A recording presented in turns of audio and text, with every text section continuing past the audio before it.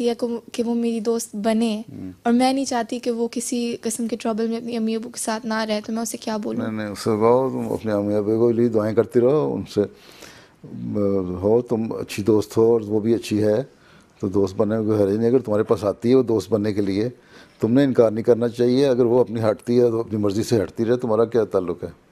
جی ہیں ٹھیک. جی امی ابو کو اگر نہیں کہنا مان کے نہیں آتی اور وہ سمجھتی ہے کہ بہتر ہے، اللہ تعالیٰ نے کہا ہے کہ اپنے ماں باپ کا خیال رکھو، ان کی باتیں سنو، ٹھیک ہے، ان کا خدمت کرو، ان کو کچھ ڈانٹیں ڈونٹیں بھی تو اف نہ کرو، ٹھیک. لیکن جہاں اللہ کا معاملہ آ جائے، دین کا معاملہ آ جائے، ان کی ضروری نہیں ان کی باتیں سننا.